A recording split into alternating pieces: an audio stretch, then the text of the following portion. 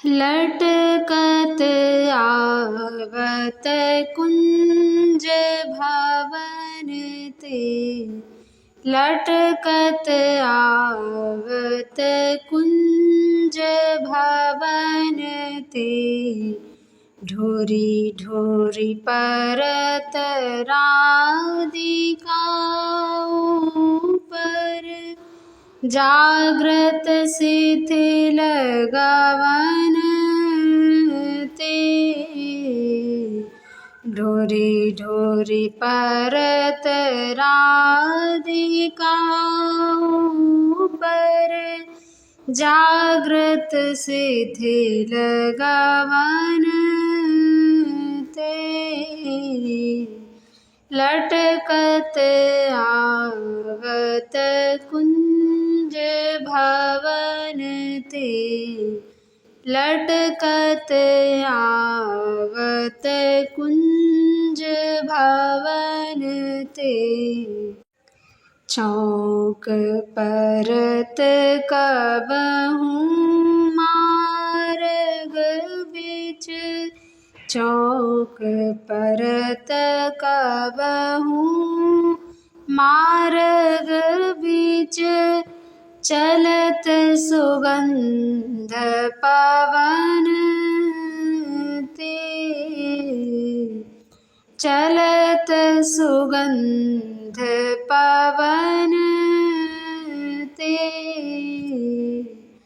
बरउ सांस राधा वियोग भय, सकुचे दिवस रवन ते,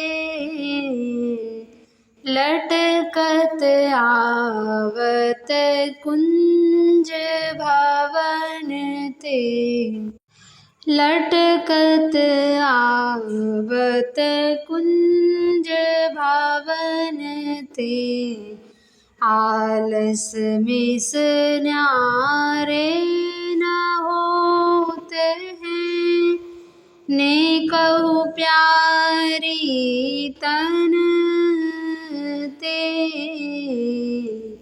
आलस मिस न्यारे न होते हैं, नेकहु प्यारी तन ते,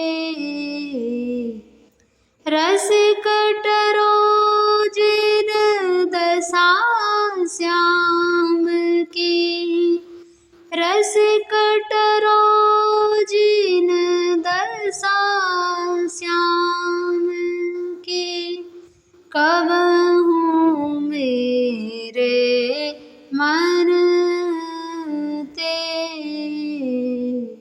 लटकत आवत कुंज भवन ते, लटकत आवत कुंज भवन ते, ढोरी ढोरी परत राधिका ऊपर, जागृत शिथिल गवन ते, लटकत आवत कुंज भवन ते, लटकत आवत कुंज भवन ते, लटकत आवत कुंज भवन ते। जागरण लीला। विश्राम निकुंज में श्री प्रिया प्रीतम अत्यंत सुंदर शैया पर लेटे हुए हैं। विश्राम निकुंज की सजावट अत्यंत मनोहर है। मड़ियों का हल्का धीमा नीला प्रकाश फैल रहा है। खिड़कियों पर पीले मखमल के पर्दे लगे हुए हैं जो यमुना पुलिन पर प्रवाहित होते हुए मंद समीर के झोंकों से थोड़े थोड़े हिल रहे हैं। समस्त निकुंज दिव्यतम सुगंधि से भरा है। निकुंज के पूर्व एवं दक्षिण के कोने में सुंदर मणिजटित सोने की चौकी है जिस पर सुंदर जल से भरी हुई 2 सुंदर झारियाँ रखी हुई हैं।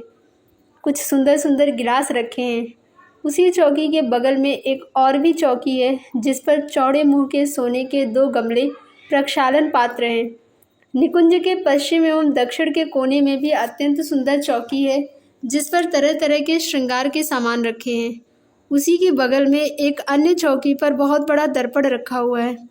निकुंज की समस्त दीवार पर पीले रंग की मखमली चादर इस ढंग से लगा दी गई है, मानो पीले मखमली वस्त्रों का ही निकुंज बना हुआ हो। उस वस्त्र पर अत्यंत सुंदर ढंग से श्री प्रिया प्रीतम की निशाकालीन विहार लीला के सुंदर चित्र इस ढंग से बने हुए हैं, जिन्हें देखते ही ऐसा प्रतीत होता है मानो ये चित्र नहीं सजीव मूर्ति हो। निकुंज के पूर्वी हिस्से में सोने का पिंजरा है, जिसमें श्री राधा रानी की प्रिय सारी मैना बैठी है। उषा काल उपस्थित हो गया है। वृंदा हाथ में सोने का एक पिंजरा लिए हुए निकुंज के दरवाजे के पास बहुत धीरे धीरे आकर खड़ी हो जाती हैं। मंजरियां पहले से ही उठकर अपनी अपनी शैया पर बैठी हैं। वृंदा इशारे से धीरे धीरे उन्हीं से कुछ पूछती हैं। मंजरियां इशारे से ही उन्हें मंद मुस्कान के साथ जवाब देती हैं। वृंदा निकुंज के पूर्व की तरफ चली जाती हैं तथा जहाँ पर भीतर सारी पिंजरे में बैठी थी, उसी जगह खिड़की के छिद्र से भीतर दृष्टि डालकर सारी को कुछ इशारा करती हैं। सारी भी इशारे से आंख घुमाती है। वृंदा के हाथ में जो पिंजरा था, उसमें एक तोता एवं एक सारी बैठी थी। वृंदा उस पिंजरे के दरवाजे को खोल देती हैं। सारी एवं तोता धीरे से उड़कर उस खिड़की की राह से भीतर चले जाते हैं तथा जिस पिंजरे में राधा रानी की प्रिय सारिका बैठी थी, उस पर जाकर बैठ जाते हैं। निकुंज महल के चारों ओर सघन कदम्ब वृक्षावली लगी हुई है। उस पर तरह तरह के पक्षी बैठे हैं, पर सभी बिल्कुल शांत हैं। सभी एक टक तथा कान लगाकर वृंदा के इशारे की प्रतीक्षा कर रहे हैं। वृंदा सारी और तोते को भीतर भेजकर पास के कदम्ब के वृक्ष पर बैठे हुए एक कुक्कुट पक्षी से कुछ इशारा करती हैं। उनके ऐसा इशारा करते ही वह कुक्कुट जोर से बोल उठता है। उसके बोलते ही समस्त पक्षी ये जान जाते हैं कि श्री वृंदा देवी का आदेश हो गया है और अब हम लोग मधुर स्वर में गान करते हुए श्री प्रिया प्रीतम की निद्रा भंग करें। अतः धीरे धीरे समस्त वन पक्षियों के मधुर कलरव से गुंजरित होने लग जाता है।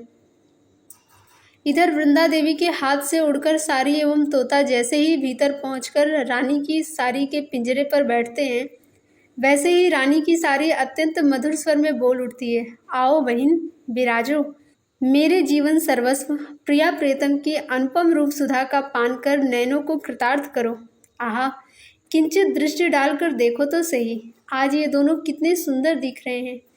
मेरी प्यारी रानी, मेरे प्यारे श्याम सुंदर, दोनों की रूप सुधा का मैं सारी रात निर्निमेष नैनों से पान करती रहती हूँ, पर आंखें तृप्त नहीं होती।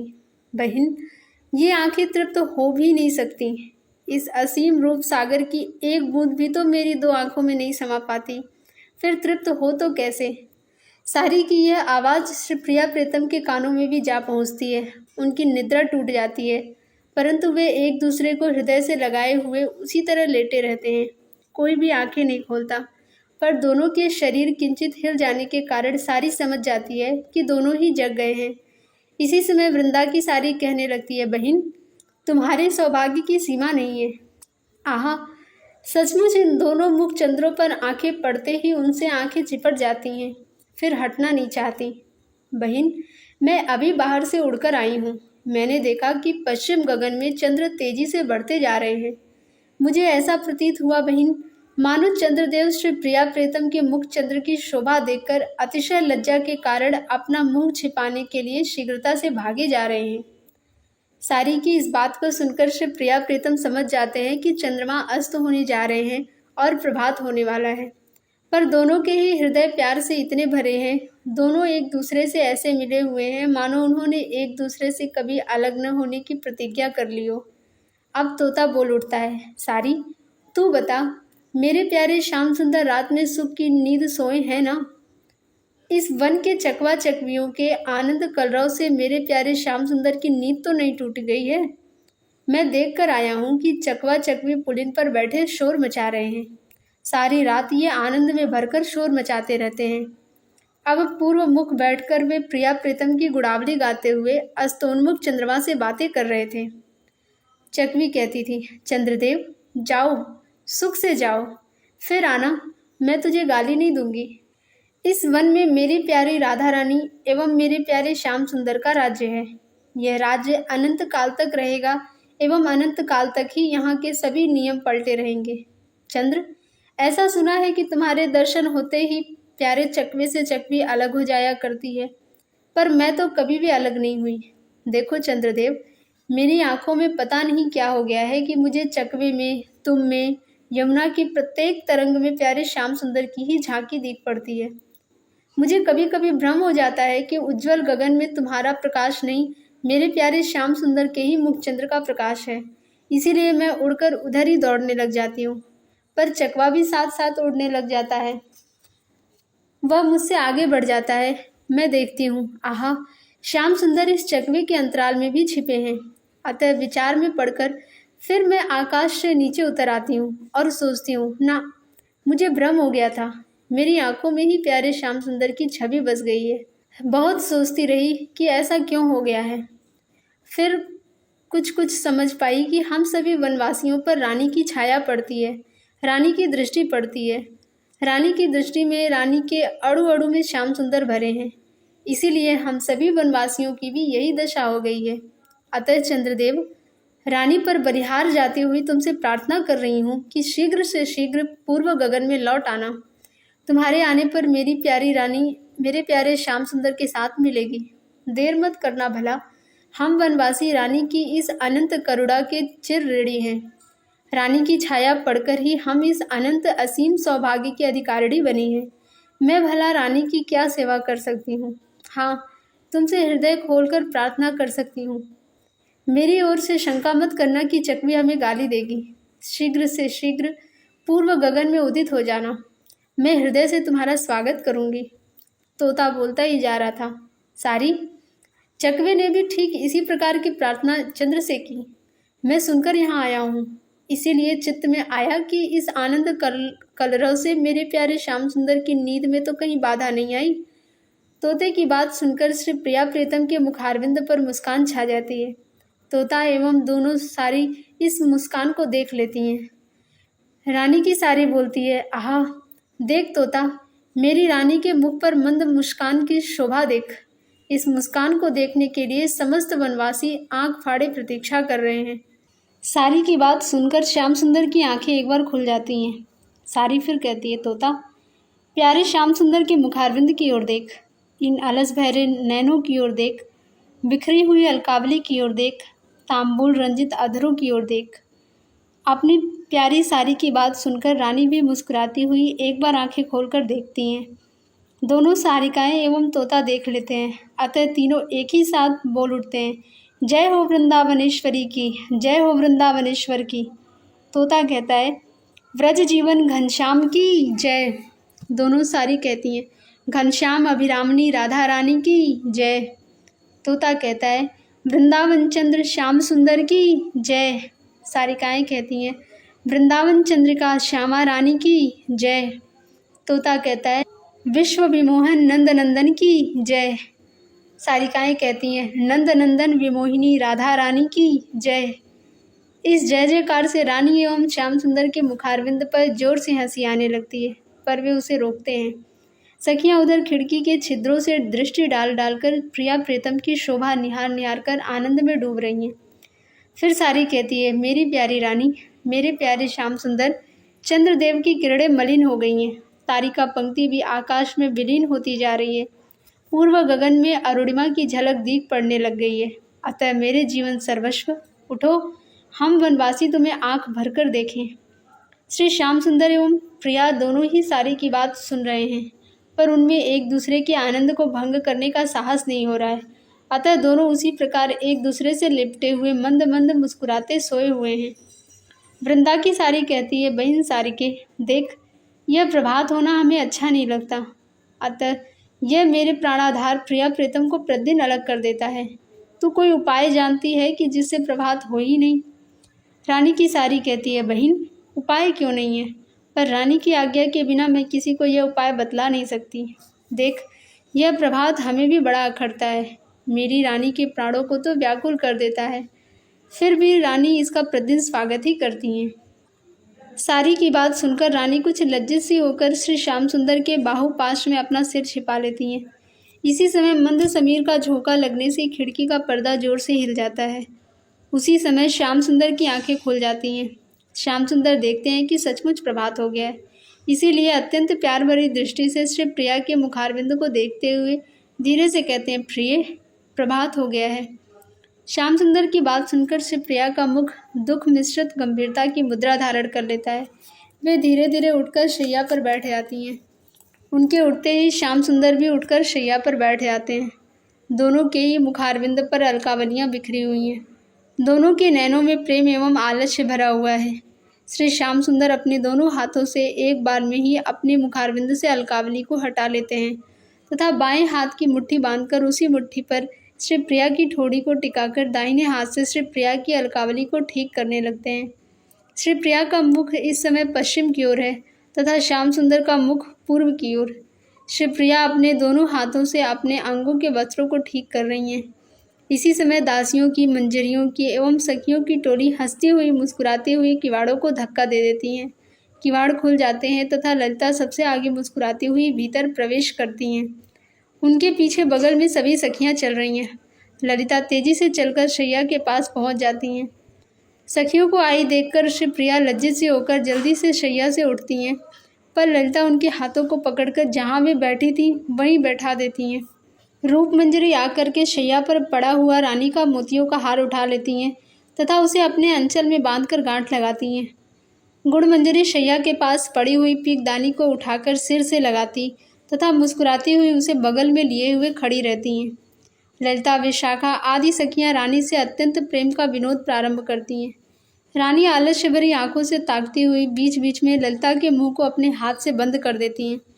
श्याम सुंदर बीच बीच में मुस्कुराकर श्री प्रिया के कंधों को पकड़कर हिला देते हैं तथा ललिता के बहुत विनोद करने पर रानी के कान में कुछ धीरे से कह देते हैं। रानी सुनकर मुस्कुराने लगती हैं। ललिता भी मुस्कुरा देती हैं, पर फिर लज्जित सी होकर चुप रह जाती हैं। लवंग मंजरी हाथ में जल की झारी लिए हुए खड़ी हैं। विमला मंजरी के हाथ में कुल्ला करने का चौड़े मुंह का गमला प्रक्षालन पात्र है। श्री प्रिया प्रियतम उसी गमले में बारी बारी से हाथ एवं आंखें धोते हैं, फिर कुल्ला करते हैं। चित्रा शीतल जल से भरा हुआ अत्यंत सुंदर गिलास रानी के हाथ में पकड़ा देती हैं। रानी गिलास को श्याम सुंदर के होठों से लगा देती हैं। श्याम सुंदर श्री प्रिया के मुख पर दृष्टि जमाए हुए धीरे धीरे आधा गिलास जल पी लेते हैं, फिर गिलास को पकड़कर श्याम सुंदर श्री प्रिया के होठों से लगा देते हैं। श्री प्रिया शर्माई सी होकर पीना नहीं चाहती, पर श्याम सुंदर बाएं हाथ से श्री प्रिया का दाहिना कंधा पकड़कर दबा देते हैं एवं गिलास को प्यार भरी जबरदस्ती से श्री प्रिया के होठों के पास रखे रहते हैं। आंखों से प्रेम झर रहा है। आखिर श्री प्रिया भी कुछ घूंट शीतल जल धीरे धीरे पी लेती हैं। फिर सखियां दोनों का श्रृंगार करती हैं। वृंदा देवी निर्निमेष नैनों से श्री प्रिया प्रीतम की झांकी की शोभा निहार रही हैं। वृंदा की दासियों ने खिड़की के पर्दों को उठा दिया है। शीतल मंद सुगंध पवन खिड़की की राह से प्रवाहित होता हुआ श्री प्रिया प्रीतम के अंगों को स्पर्श करके कृतार्थ हो रहा है। सूर्योदय में तो अभी भी कुछ विलंब है। वन श्रेणी पर उषाकालीन सौंदर्य छाया हुआ है। निकुंज के इधर उधर हरिड़ हरिड़ी चौकड़ी भर रहे हैं। कदम्ब पर बैठी हुई कोयलें कुहू कुहू की मधुर तान आलाप रही हैं। मालती, जूही आदि नाना प्रकार के पुष्प वृक्षों की पंक्तियां निकुंज के चारों ओर लगी हुई हैं। सब में फूल खिल रहे हैं, उन पर भ्रमर गुंजार कर रहे हैं। अब वृंदा की भाव समाधि टूटती सी है। वे कहती हैं, प्यारे श्याम सुंदर, मेरी वनवासी बहनों ने वन को तुम्हारे लिए ही आज अद्भुत साज से सजाया है। अपनी दृष्टि डालकर उनकी प्यार भरी सेवा स्वीकार करो। वृंदा की बात सुनकर सभी सखियों में आनंद छा जाता है। सखियों में कोई श्याम सुंदर की शैया पर, कोई नीचे बैठी हुई थी तथा कुछ घेरे हुए खड़ी थी। उन सबके बीच में प्रिया प्रीतम की अनिर्वचनीय शोभा समस्त निकुंज को आनंद से प्लावित कर रही थी। वृंदा की प्रार्थना सुनकर दुपट्टा संभालते हुए श्याम सुंदर एवं चंपई रंग की साड़ी संभालती हुई श्री प्रिया उठ पड़ती हैं। सखी मंडली के सहित दोनों ही निकुंज के बरामदे में आकर खड़े हो जाते हैं। पुष्पों से लदी हुई सघन लताएं बरामदे को चारों ओर से घेरकर शोभा पा रही हैं। रानी एवं श्याम सुंदर उसी बरामदे से होते हुए निकुंज के बाहरी सघन सहन में आकर खड़े हो जाते हैं।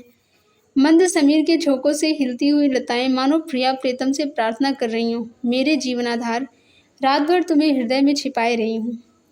क्या अब जा रहे हो? ना ना, मत जाओ। आगे सहन में बड़ी बड़ी क्यारियों में सुंदर सुंदर गुलाब की बेलें फैली हुई हैं, जिन पर बड़े बड़े गुलाब खिले हुए हैं। श्री प्रिया प्रीतम उन्हीं गुलाबों के बीच से होकर बढ़ रहे हैं।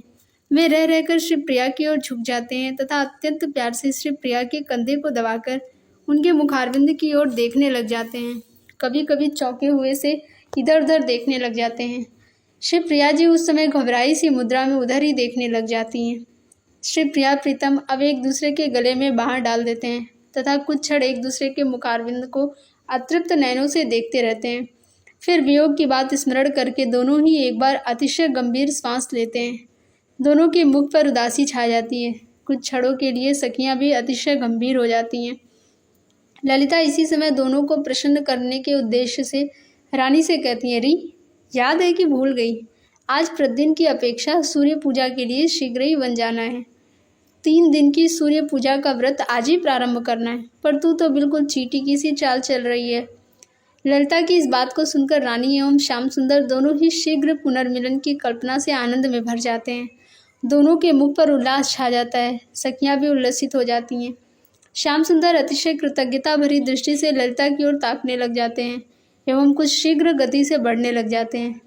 मंद समीर का स्पर्श पाकर यद्यपि श्याम सुंदर एवं रानी में आलस्य बिल्कुल नहीं रह गया है, पर दोनों ही चतुराई से आलस्य का बहाना लेकर बीच बीच में अंगड़ाई लेते समय इतनी ललक से एक दूसरे के साथ सट जाते हैं मानो एक दूसरे में सर्वथा मिल जाना चाहते हैं।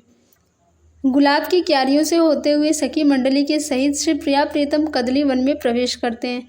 इसके बाद तरह तरह के अत्यंत सुगंधित पुष्पों की क्यारियों में से होते हुए विश्राम कुंज के फाटक पर पहुंचते हैं। फाटक से कुछ ही कदम हटकर यमुना का निर्मल जल प्रवाहित हो रहा है।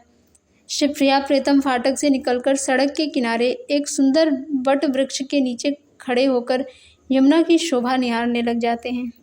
जय जय श्री राधे।